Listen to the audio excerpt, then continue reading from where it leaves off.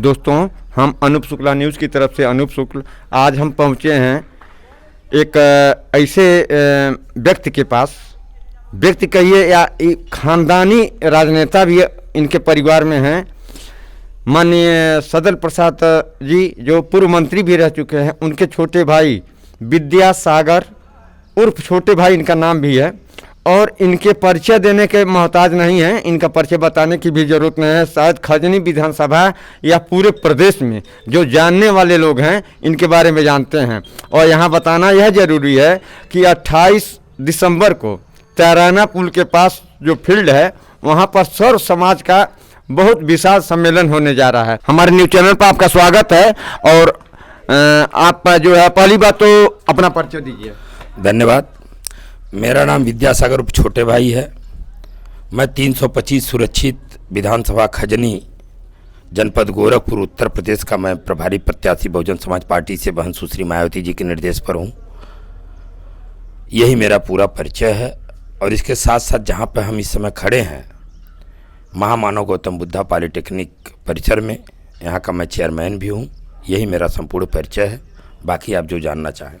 छोटे भैया से हम यह जानना चाहेंगे कि आगामी 28 दिसंबर को जो सर्व समाज का सम्मेलन होने जा रहा है उसकी तैयारियां बड़े जोर शोर पर हैं। उस संबंध में दो शब्द हमारे दर्शकों को बताइए। देखिए, जो बहुजन समाज पार्टी के राष्ट्रीय महासचिव हैं, राज्यसभा सांसद भी हैं माननीय सतीश चंद्र मिश्रा जी, उनका 28 तारीख को खजनी विधानसभा में आगमन हो रहा है। सर्व समाज के लोगों को संबोधन देंगे। बहन सुश्री मायावती जी का जो भी निर्देश होगा उसको हम लोगों के बीच में आके बताएंगे। और बहुजन समाज पार्टी की जब 4 बार सरकार बनी, चाहे वो 4.5 महीने की हो, चाहे 6 महीने की हो, चाहे 15 महीने की हो, चाहे 2007 से लेके 2012 तक पूर्ण बहुमत की सरकार रही हो, बहन सुश्री मायावती जी के कार्यकाल में चाहे वो हिंदू हो, मुसलमान हो, सिख हो, ईसाई हो, किसी भी समाज का कोई भी व्यक्ति, चाहे वो ब्राह्मण हो, यादव हो, मुसलमान हो, कुर्मी हो, चमार, धोबी, पासी, बेलदार, केवट, कोयरी, कहार, किसी भी जात का व्यक्ति हो, बहन सुश्री मायावती जी के 4 बार के कार्यकाल में सभी जाति वर्ग धर्म के लोगों को सम्मान मिला, न्याय मिला। और बहन जी ने बहुत साफ सुथरी जो प्रशासन उन्होंने चलाया 4 बार की सरकार में, वो किसी से छिपा हुआ नहीं है। रही बात बहुजन समाज पार्टी का जो कार्यकाल है, अगर उस कार्यकाल की चर्चा अगर हमारे कार्यकर्ता जानकारी करके अगर घर घर तक इस बात को पहुंचा दें सभी समाज में, क्योंकि बहन सुश्री मायावती जी की गवर्नमेंट में चाहे वो ब्राह्मण समाज हो, मुसलमान समाज हो, चमार, धोबी, पासी, बेलदार, केवट, कोयरी, कहार, किसी भी समाज का हर व्यक्ति के लिए उन्होंने योजना लॉन्च किया। क्योंकि बहुजन समाज पार्टी एक सामाजिक न्याय की लड़ाई है, एक मूवमेंट है।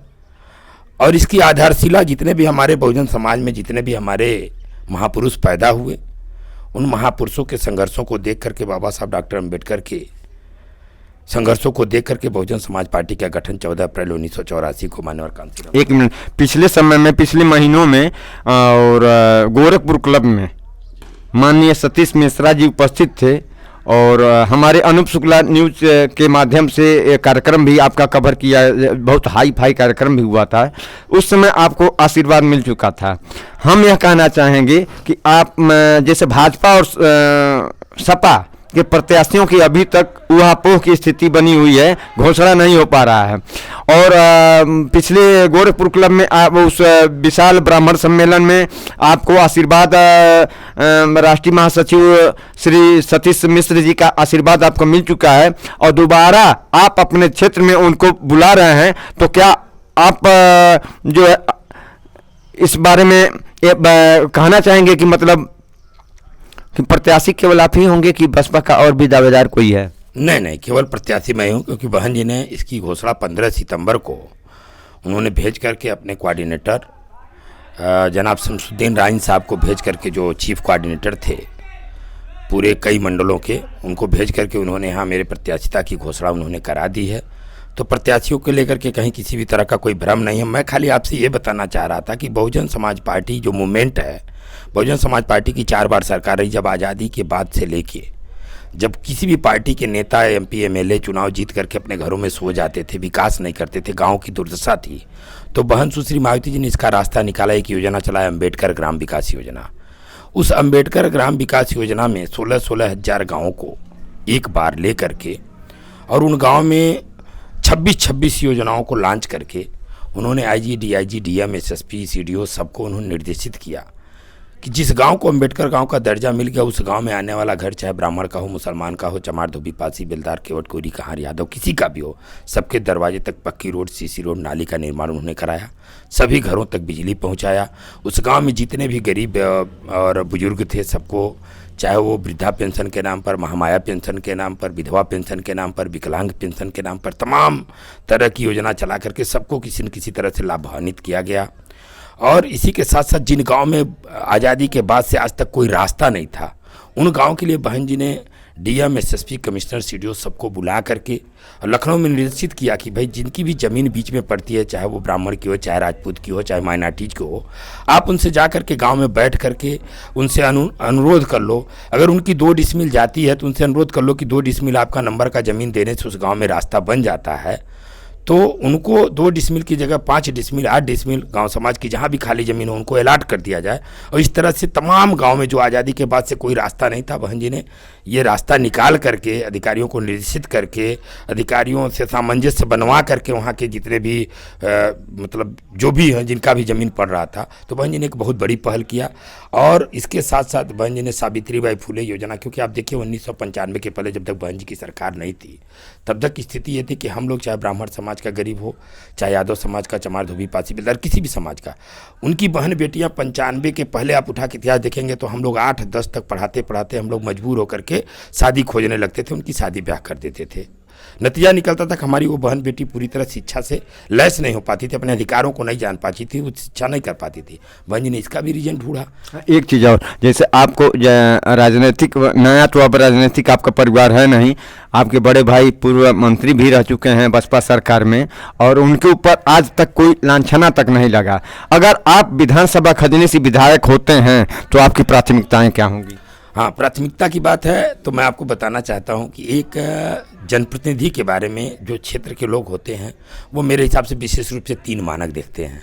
पहला मानक देखते हैं कि हमारा जनप्रतिनिधि ईमानदार हो।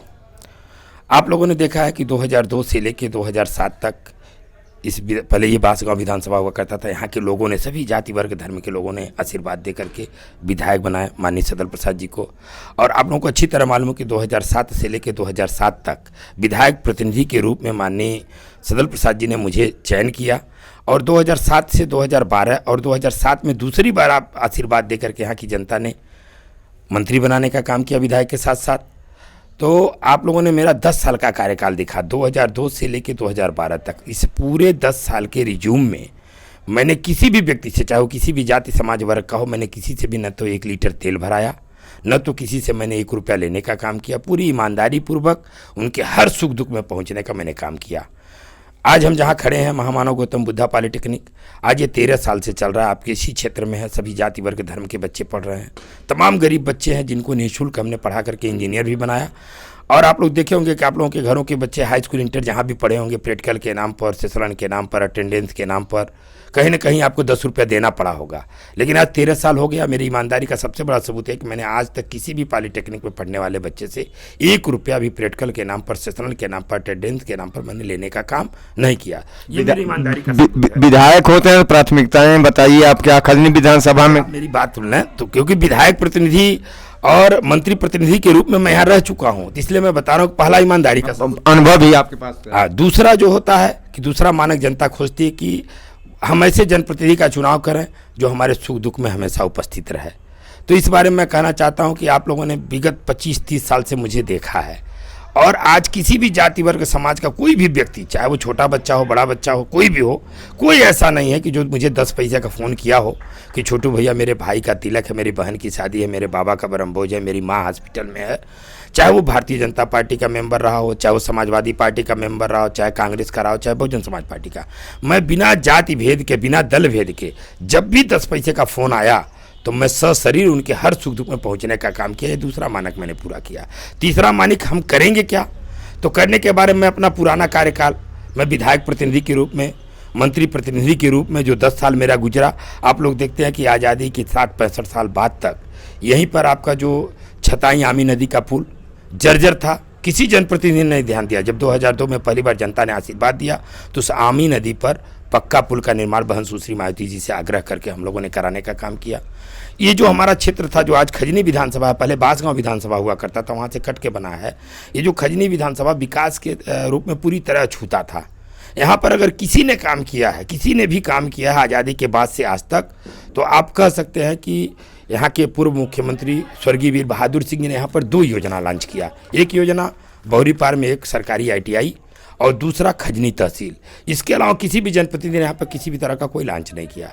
मैं आपको बताना चाहता हूँ कि जितना भी मैंने छताई का आमी पुल बताया, उनवल में आमी नदी पर पुल बताया, और इसके साथ साथ 2007 में जब आशीर्वाद मिल गया मंत्रिमंडल में जाने का, तो वो आशीर्वाद मिलने के बाद बहन सुश्री मायावती जी का इतना बड़ा आशीर्वाद मिल गया कि हम लोगों को टेक्निकल एजुकेशन मिला। टेक्निकल एजुकेशन आज़ादी के 65 साल में जो हमारे गोरखपुर के बच्चे थे, मात्र गोरखपुर में 3 कॉलेज था, राजकीय पॉलिटेक्निक, राजकीय महिला पॉलिटेक्निक और MP पॉलिटेक्निक, और इंजीनियरिंग कॉलेज के रूप में केवल मदन मोहन मालवीय। बस 4 कॉलेज थे टेक्निकल एजुकेशन के नाम पर। नतीजा निकला कि हमारे यहाँ लाखों बच्चे थे और लाखों बच्चे का पलायन हो रहा था। मेरठ, मथुरा, आगरा, एटा, इटावा, अलीगढ़, मजबूर थे बच्चे जाने के लिए पॉलिटेक्निक की शिक्षा लेने के लिए। मैंने देखा कि इसका रास्ता क्या निकल सकता है। बहन सुश्री मायावती जी से आग्रह करके, प्रमुख सचिव से आग्रह करके मैंने एक प्लान तैयार किया। जिस गोरखपुर जनपद में आज़ादी के 65 साल तक मात्र 3 कॉलेज थे, 3 पॉलिटेक्निक, आज इसमें 17 पॉलिटेक्निक कॉलेज गोरखपुर जनपद में हैं। और जहां मात्र केवल एक इंजीनियरिंग कॉलेज था, वहां आप देख सकते हैं कि आज यहां पर 10-10 इंजीनियरिंग कॉलेज इस गोरखपुर जनपद में है। आज गोरखपुर के बच्चों का किसी भी तरह का कोई पलायन नहीं हो रहा है। और खास करके जहां हम खड़े हैं, खजनी विधानसभा, जहां आज़ादी के बाद से आज तक एक भी पॉलिटेक्निक और कुछ भी नहीं था, वहां हमने 2 कॉलेज, एक Mahamaya polytechnic and information technology बहन सुश्री मायावती जी के आशीर्वाद से हरिहरपुर में जो स्थित है, जहाँ के बच्चे पढ़ भी रहे हैं, और एक मेरा महामानव गौतम बुद्धा पार्टी जिसका मैं चेयरमैन हूँ। आज स्थिति है कि खजनी विधानसभा के किसी भी गांव का बच्चा अपने घर की रोटी खा करके, अपने घर की साइकिल मोटरसाइकिल से आकर के पढ़ के फिर शाम को अपनी घर की रोटी। क्योंकि वीडियो लंबा हो रहा है, तो अब लास्ट में हम छोटे भैया से निवेदन है और कि 28 दिसंबर को होने वाले सर्व समाज सम्मेलन के बारे में। बस हमने हमेशा हमारी पार्टी बहुजन समाज पार्टी की राष्ट्रीय अध्यक्ष, उत्तर प्रदेश की 4 बार मुख्यमंत्री बहन सुश्री मायावती जी ने इस पूरे उत्तर प्रदेश के सभी जाति वर्ग धर्म के लोगों का उन्होंने सम्मान किया है, हमेशा उनके लिए काम किया है। चाहे सावित्रीबाई फुले योजना रहा हो, तो सावित्रीबाई फुले योजना के तहत भी उन्होंने सभी जाति वर्ग धर्म की बहन बेटियों को जो हाई स्कूल पास हुई उनको 15,000 रुपये का चेक और एक साइकिल, इसलिए क्योंकि उनकी 3 जो समस्याएं थी कि इंटर कॉलेज और डिग्री कॉलेज करने के लिए कहीं ना कहीं उनको आवागमन की व्यवस्था नहीं थी, इसलिए साइकिल की व्यवस्था करा दिया। और 15,000 रुपये इसलिए कहा कि वो इंटर कॉलेज और BA की फ़ीस, उसके गार्जियन, उनके लिए 2 जोड़ी कपड़ा और स्कूल की फ़ीस और उनके लिए बढ़िया चप्पल जूता की व्यवस्था, ताकि, और आज तभी से हमारी बहन बेटियां हाई एजुकेटेड हो रही हैं, अपने अधिकारों को जान रही हैं, और सभी समाज के लोगों के लिए बहन जी ने काम किया है। इससे ज़्यादा मैं क्या बताऊं, सब कुछ। तो दोस्तों, आप जो है खजनी विधानसभा के भावी बसपा के प्रत्याशी विद्यासागर उर्फ छोटे भाई से इनकी विचारधाराओं को सुने, और 28 दिसंबर का इनका विशाल सर्व समाज कार्यक्रम भी होने जा रहा है। और जो भी अगर हो, हमारे कमेंट के साथ बताइए हमारे चैनल को जरूर, ताकि हम जो है अगली बार भी इनका इंटरव्यू लेंगे और 28 तारीख का भी कार्यक्रम हम कवर करेंगे। और इसी के साथ हम अनूप शुक्ला न्यूज़ की तरफ से अनूप शुक्ल सभी दर्शकों का अभिनंदन और वंदन। तब तक के लिए नमस्कार।